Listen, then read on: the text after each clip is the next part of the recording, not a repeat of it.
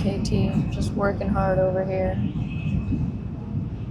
Hey guys, welcome back to my channel. I hope you guys are doing well. I am currently on the Shinkansen, which is the bullet train in Japan. Really fast train. I think it gets up to like 320 kilometers an hour. But yesterday we packed up our stuff and shipped our luggages to Kyoto, which is where we're heading next. We are finally leaving Tokyo after 5 weeks. So it's been a long 5 weeks, not gonna lie. But today we are going to be eating food, and I'm going to be sharing my experience in Japan so far. Hold on. I hope you guys can hear me. It's a little noisy in here.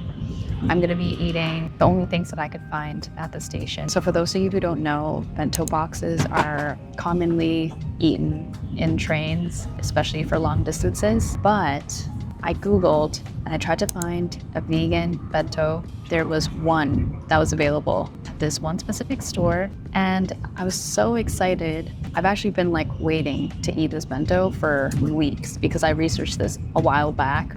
Unfortunately, they don't sell it anymore. I was looking in the store and then I was like, let me just ask this guy. And he was like, yeah, we don't sell those anymore. And I was like,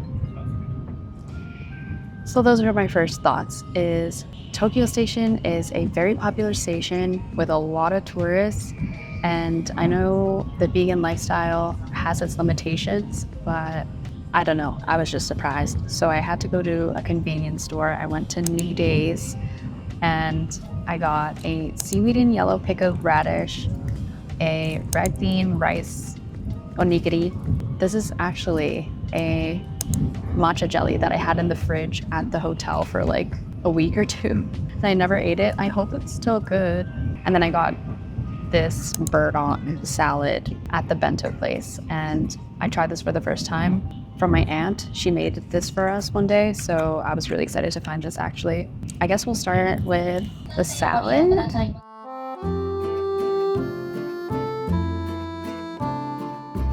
a little too thick. お不明な点がございましたら、通りがかりましたおすまでお声掛けください。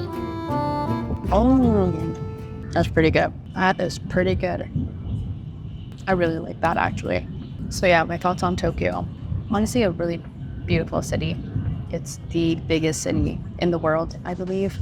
Bigger than LA, which is insane because LA to me was massive. The main areas that we went to were Asakusa, Taito, Harajuku, Shibuya, Shinjuku, and Roppongi, which we only went for like one night. Overall, it was just way too busy. If you don't like crowds, Tokyo is not the city to go to. There were areas that we got to stay in that were more quiet, which was super nice. But right now, tourism in Japan is huge, but because of the pandemic, so many people had Japan on their bucket list, and I just feel like everyone's here. It's insane because Japan's population is obviously getting older.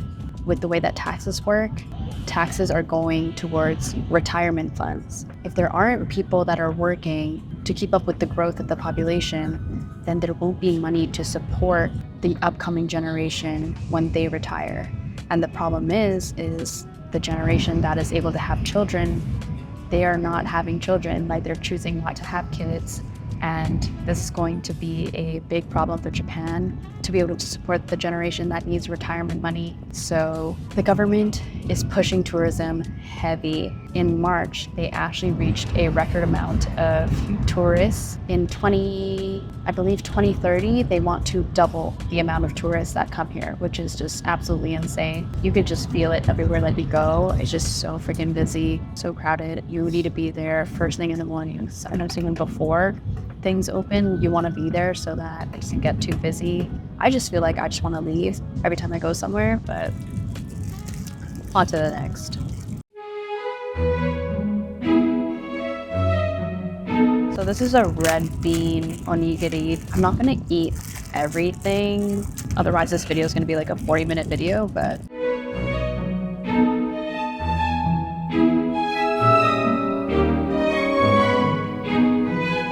it'll go. I've had this a couple of times. It's basically a sticky rice with red bean and black sesame. I meant to close that earlier because I felt like it was going to be a little distracting and I totally forgot about it, so I'm sorry. This one's really good. Here's a question. How's the food? Obviously, I'm plant-based. It's been a little tricky, not gonna lie. I just feel like I'm eating the same things over and over. Things are actually a little more expensive than I thought they would be, especially with the yen being down. All the portions are just so much smaller than what I'm used to in Canada. For chickpeas, for example, they're so costly. It's like maybe $3 for like a little bag. Food, but your money would just go a lot longer in Canada. But I think maybe that's why people are usually more fit around here, because they don't eat as much and they walk a lot. Like the city is built for transit and not for cars. It was really nice just being able to walk everywhere and take the train. Like their transit system is one of the best in the world. You could definitely feel just like how convenient it is, except if you're going out late at night, then it's just a complete gong show. We actually missed the last train one time and we had to take a $50 cab home, so that was unfortunate, but otherwise getting around is super easy as long as you're down to walk. But yeah, the food, we've eaten a lot of curries, like a lot of curries, but they were all delicious. Love being able to customize the spice level. But yeah, desserts too. Desserts have been hitting so hard. Like all the sweets aren't too sweet, and if I had this amount of sugar in Canada, I would have broken out so bad, like full on zits. But here I've had a lot of like mochi recently, so it is catching up to me a bit. Yesterday we got mochi nearby our hotel and it was amazing. Like it was really good. The portion was really nice and the packaging was just impeccable. Like they just take care of things really well and I just love it. Okay, on to the next thing. I'll try this one. I haven't had this before. Seaweed and yellow pickled radish. Big boy. It's a really big boy, actually. Should not be touching this with my bare hands. I haven't washed my hands. Wish I had soy sauce. I really miss mayo in onigiri. I came to Japan when I was in 6th grade. My aunt actually took me here. She used to teach English. But yeah, she took me because I showed a lot of interest whenever she would come back home. She taught me some Japanese. She's like, I'm taking you to Japan. I didn't believe her. And then one summer, she was like, get ready, we're going. So yeah, I was here for like a month. At first, I was like bawling my eyes out because I missed my family. But then we were at a restaurant and she was like, why are you crying? People are gonna think I'm like really mad at you. She was like, stop crying, we're going to Disneyland tomorrow. And I was like, huh? And then I was hyped from then on. I didn't shed a tear. I remember loving Japan and I was treated so differently because I was a kid. And I guess that we could segue into the next topic, which is the people. The people has been a hit or miss. Some people are really friendly and some people really, they just mind their own and they don't care if you're there, and that's totally fine.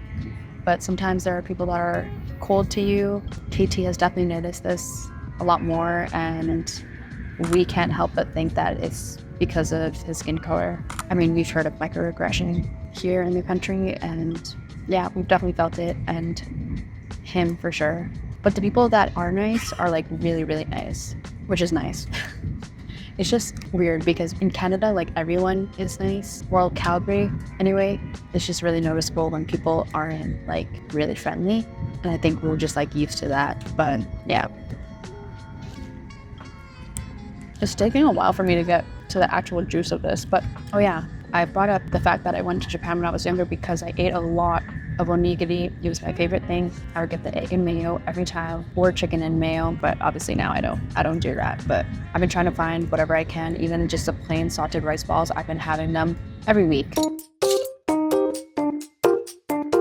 Not bad. Onto the matcha agar jelly with sweet white bean paste. This is actually a lot of food, you guys. Oh my gosh, I'm not gonna be hungry later. Okay, so matcha jelly, give it a go. Whoa, that's sweet.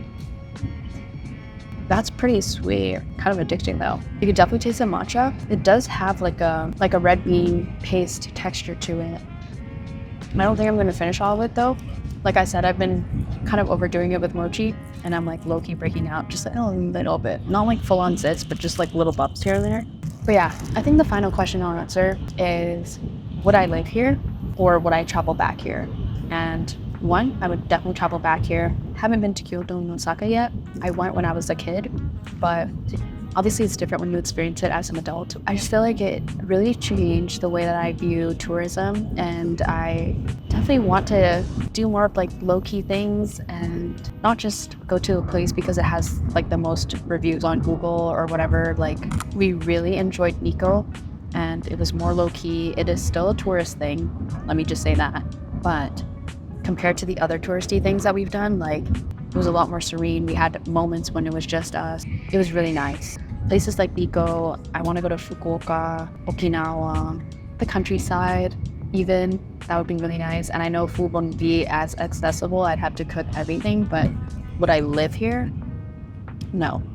I could live here for maybe a year just to explore and just see more of the beauty of Japan. But there's so much back home that I actually appreciate, and that is obviously my family. I miss my family a lot. 2, fruits are so freaking expensive and I love fruits. 3, legumes are also expensive. I love legumes. And 4, yeah, honestly, like the people a bit. Like, I just feel like I'd have to learn a lot to be able to communicate with others, which is not the bad part. Yeah, I just think it would maybe take a little while to find those people. Thank you guys for watching. I'm gonna finish the rest of this food because I don't want it to go bad and I'm not gonna waste it. Like, trust me. Well, I did want to recommend, if you're someone who likes big portions, go to Koko Ichibanya. They have huge curries and it's like not that expensive, so definitely recommend that. But yeah, we're going to Kyoto, so definitely gonna explore the food scene there. If you guys enjoyed this video, please give it a thumbs up. Let me know your thoughts if you've been to Japan. How do you feel about it? Did you share similar experiences? Did you experience something completely different? How was it for you? I would love to know. I'm actually on Reddit. I just love hearing about people's experiences. Yeah, feel free to comment down below. Or if you want to come here, let me know. And if you want recommendations for places, low key or not. Love you guys. Thanks for watching.